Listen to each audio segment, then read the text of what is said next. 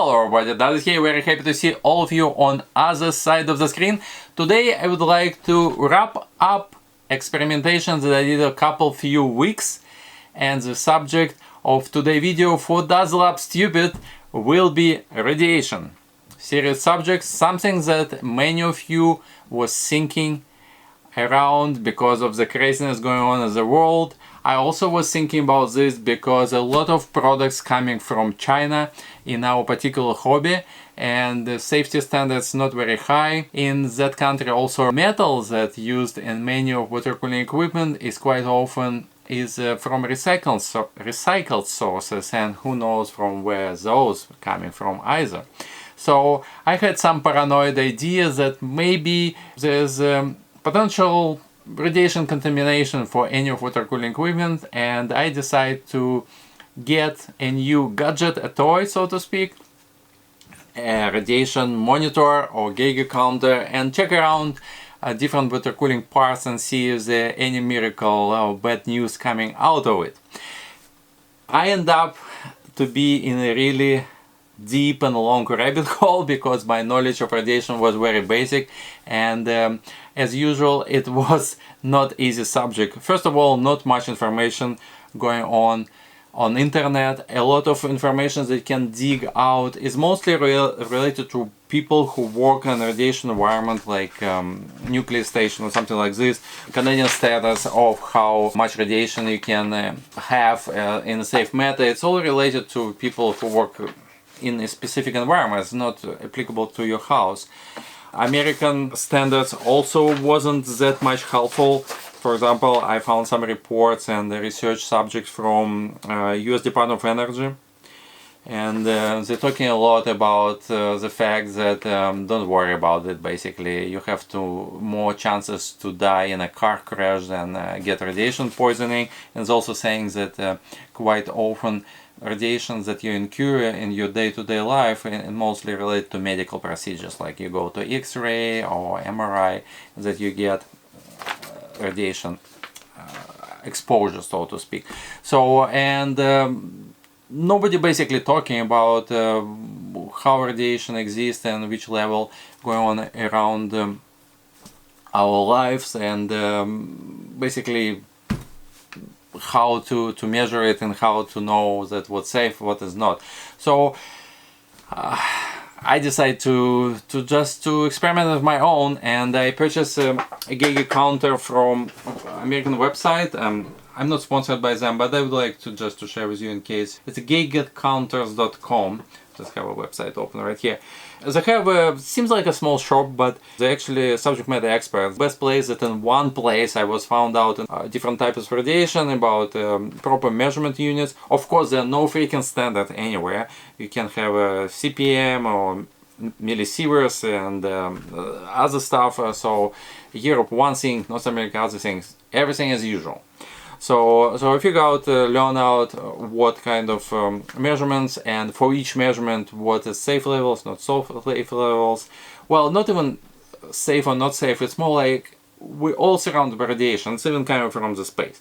So, but each region, at least in North America, has a certain levels. It's kind of average for this place, and maybe you have a little bit more in places like Colorado, close to mountains, and has much less in Ontario, because nothing going on here, unless you go northern Ontario when it's a lot of granite and a lot of exposed rocks that can be radiators. Then your level can be totally different from something around Toronto area. So anyways, so I learned a little bit about that. I chose my meter. I decided to go to relatively like mid-range and compact and modern. That's what I chose. So this is a sensor that called Onyx. This is a manual that I print out for it.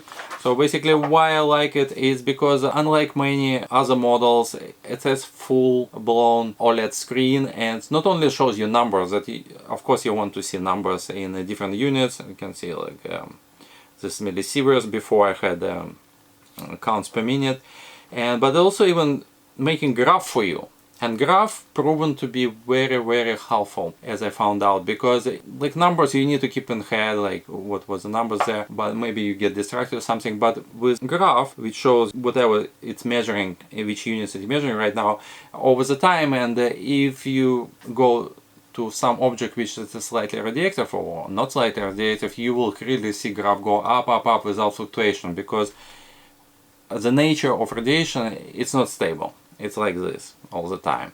And like even in around my house where I did most of experimentation, I can have a 30 counts per minute for some hours or days, and the next day I start filming it's like 50, right? So it's still very small, but what I'm saying, it's nothing changed, but it can be a little bit different. So graph was very helpful, and actually I found it's the best way for this particular unit to go somewhere and see if something going on, because when you bring it to objects with slightly radioactive, you see graph go up very clearly, which is more visual from my perspective. So how things went for me. So I just like give you a little bit of recap. I also will insert a couple of videos that I filmed on the way. I can't say that I will make it very like perfect video, because it's not one shot, was no script, but I hopefully it's visual and maybe you find it interesting. So first thing that I did when I received this meter, I quickly read the operating manual, understand what is what, and I basically rush right through the shelves with radiators, because it's one of my main suspects. Somebody told me like many years ago that the problem with why you need inhibitors in your water cooling loop, it's because that even if manufacturer saying it's fully copper and everything, quite often impurities in brass or copper presented in not very best metals. They're totally incompatible, so that's why you have a little bit of oxidation and a little bit of reaction going on inside of especially cheap radiators, because the copper, or more likely brass, it's not very pure. You can zinc or something else there, which is not the best component. And I said, okay, if you have a problem with quality of metals, who knows from where this metal coming, get recycled, like from Fukushima disaster or something like this. So let's check it out. I went and checked all the shelves with radiators in my inventory. Nothing really spiked or beeped, so I said, okay, cool, that's already good news. And I decided to go around the house. First thing that I knew for sure is smoke detector. Any of us have a smoke detector in our houses, and why it's not always says don't throw it in the garbage, go to the hazardous waste depot and put it there, because it has a little bit of radiation material inside of it. So I went and just put a sensor next to my smoke detector. Sure enough, from like 40 I went all the way to 80 very quickly. So yes, it was a proof that sensor works. Great news. So what next? What else I can check around? Just walk. And next thing that I remember that the stone that naturally radioactive almost always is a granite. And so I started walking around. I have a number of countertops around the house. Interesting enough that I have one slab that has contained like zero. It just no difference. Absolutely zero additional radiation. But a lot of other slabs in the kitchen and one of the bathrooms is actually showed quite a bit of radiation. I went almost 4 times level from what I had just sitting experimenting, let's say in the basement. So I'm like, oh my god, 4 times more radiation, that's crazy, like I'm going to die, things like this. So I'm truly panicked, and then I started reading and go all this rabbit hole trying to understand what's happening with us. And interesting enough was that I found interesting website. It's American, specialist for radiation protection, and it was a question. And somebody showed radiation level even double of mine. So it's not 4 times, 8 times from what I have just in the middle of my house. And they explain what's going on and how to measure it properly, which I did. And I filmed the whole process in my bathroom, so it's not perfect lights and sounds will be a little bit weird. But I would like to insert this video into this video and just show you how I experimented, and you'll see what's happened. I did a little bit of experimentation around the house, and the most radioactive slab of granite I was found on the second floor in our master bedroom. You can see that levels, CPM levels about 80 in the middle of the room, when in the basement it was below 50, so it's a little bit higher. But we'll try to experiment a little bit and see what's happened when we actually put sensor right on the granite, and see how quick its numbers will go up. So I would like to show you. So CPMs, this is about 80 as I said. In millisieverts we have 0.2. In the basement we pretty much stable way I had a 0.1, so it's basically about double of it. But you will see that it actually will be double again when we put sensor right on a piece of granite. So let's do that. It's will be interesting to show you how the graph will behave. So you can see, let me change it again. Here you go. So we can see graph goes up and down. That's a natural way of things. So radiation not stable all the time. It's goes up, goes down, but usually stays within the same range, so to speak. But let's see what's happened when we actually reposition it. So let me get closer. Here we go. So you see the numbers start climbing, and they will be climbing for quite a little bit of the time. But we need to give a little bit, a few minutes to get the final number.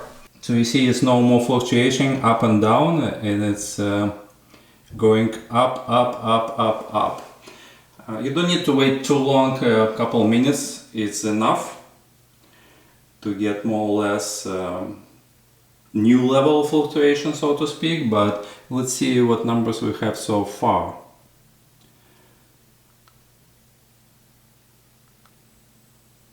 Cycles. So now we're already 120-ish level for CPMs. For millisieverts 0.3. From my previous attempts we go all the way till 0.4, so a little bit time more to film and check. So you see the graph was going up, up, up, but now it started a little bit flattering, and also eventually it started fluctuating up and down again, like we had before. I move a little bit, so we see maybe more hot zone, so to speak. Okay, let's check numbers one more time.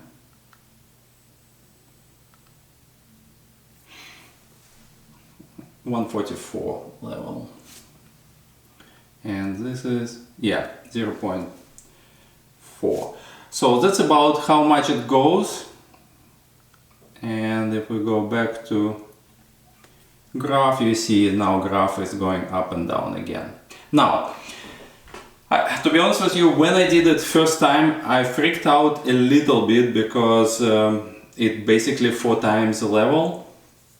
So I started wondering how bad it is, and started reading a little bit, and after some intensive googling I found out that somebody asked similar question, and they said that they have a CPM level as high as 700.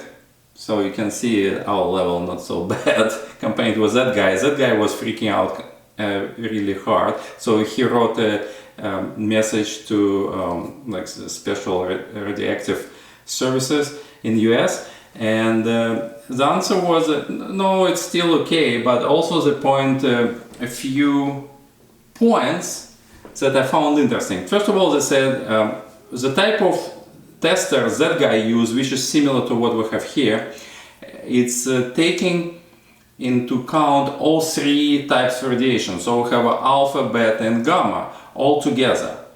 And on the surface levels, just lying on the granite, we have quite a bit of alpha and beta coming out of the granite, which is not really dangerous type of radiation. We need to more concern about ionizing radiation like gamma radiation. And they suggested simple test. They said take a 1 centimeter thick piece of plastic and put it between your granite and your sensor, and it will effectively filter all alpha and beta. And then you will know what's your number. So I couldn't find 1 centimeter thick of plastic, but I found 2 pieces of plastic from Microsoft Gold Certified Partner plug. But together they will give me about 1 centimeter. So that's what we're going to do. We put it on 1 centimeter of plastic, and we'll see how numbers will start changing with filtering alpha and beta away. So you can see the numbers already start going down, already 0.3 instead of 4. And let's look on the graph, which is better representation over the time what's happening. So sharp drop right away and still going down, which is good. Alpha radiation very weak. It can be stopped by a sheet of paper or 1 inch of air. And beta a little bit stronger. That's probably required aluminum foil or something like that, so to stop it. But again, it's not something we need to concern about for day-to-day exposure for radiation. So yeah, still going down. Let's look what numbers we're getting. Yeah, so you see it went all the way to below 100 already. In millisieverts 0.2, almost 3, but now we're going 0.2 in numbers, still dropping. Let's look on the graph. Yep, still going down. So let's wait a little bit longer to see when it's start leveling up. And that I will be not surprised if we get the same level of radiation that we had that was away from the granite, like a couple feet away, that I did in the beginning of this video. Yeah, finally let's get up a little bit. So I'm pretty sure that we reached our plateau.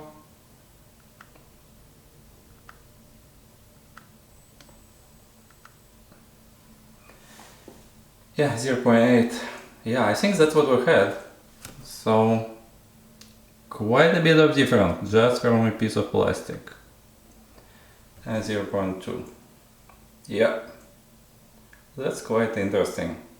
So as you see, I followed the recommendation by those guys, so I filtered alpha and beta, which is normally not dangerous level of radiation because they're so weak, and the only how you can endanger yourself if you actually ingest materials that contain those level of radiation, so it's inside of your tissue, and then it can potentially do you some harm. But something that you actually need to worry about, such as gamma radiation that goes big distances and damage your DNA, that not such a concern here.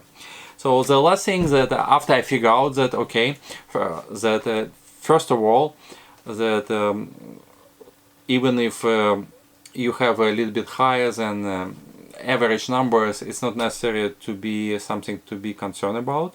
And second is I figure out that with the sensor it's pretty easy to see if object actually radioactive or not, because the numbers change.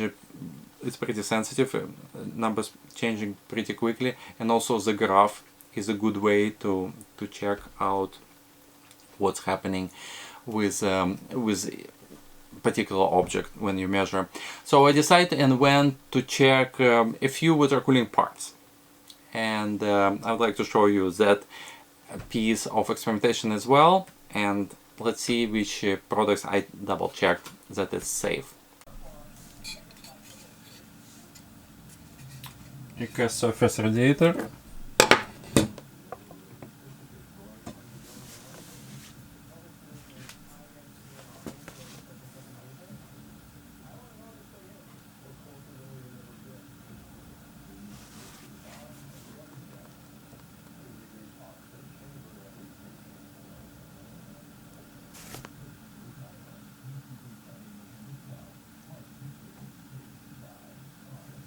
Doesn't seem to any effect, really.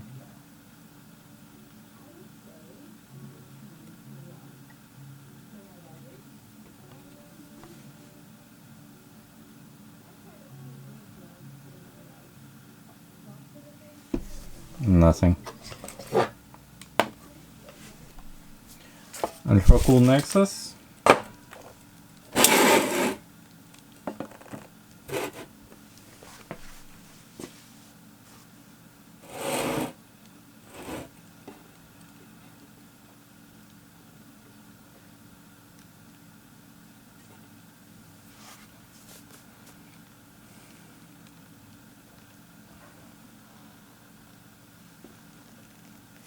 Also nothing.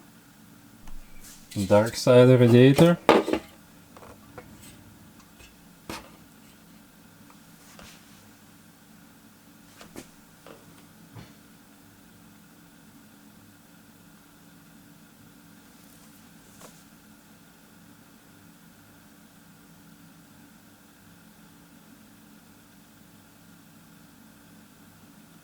Not remarkable either.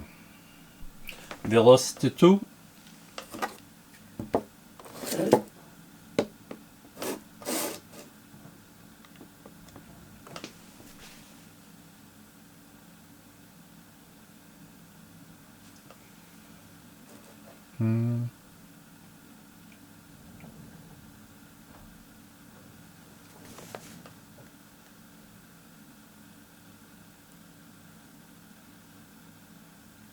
Safe and sound as well.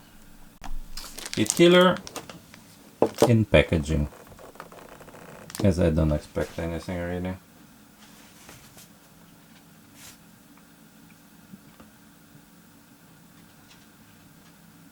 Same numbers. Let's see for the graph.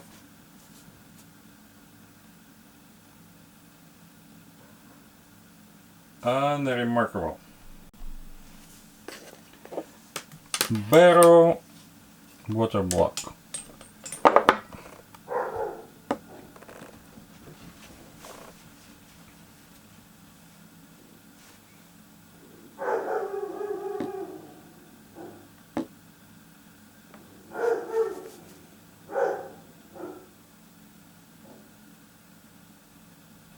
little bit up, let's see for the graph. No, go down. Mildly up. All decayed GPU.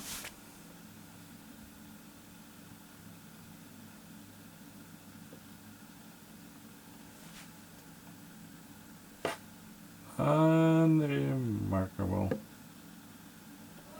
But down from barrel. So you can see, with the exception of barrel, which seems maybe was a little bit have something, so everything has absolutely like zero difference. It's nothing. Radiator's fine, blocks fine. So which is I can't say that I was like really worried, but I was a little bit worried. But now not anymore, which is good news. Water cooling is safe. It's not something that you need to concern about in terms of radiation performance, but now I have additional gadget that I'd like to experiment a little bit further. I try to measure is there any difference when you have a solar storm. We had a solar storm a few days ago, but it only was very mild. It was like G1 level, and I tried to experiment a little bit but unfortunately yielded no results. So I have a little video about that as well, which I answer after we're talking about this, but that will be end. Thank you very much for watching this video. This experiment was not very dramatic or fruitful, except the fact that everything is cool, and which is good news. Thank you, and see you soon, guys. A solar storm expected about 30 minutes, maybe 20 minutes. And testing to see if we will get any difference from that. So start measuring now, and we will check in half an hour and see what's happened. Minus storm started. No real difference for now.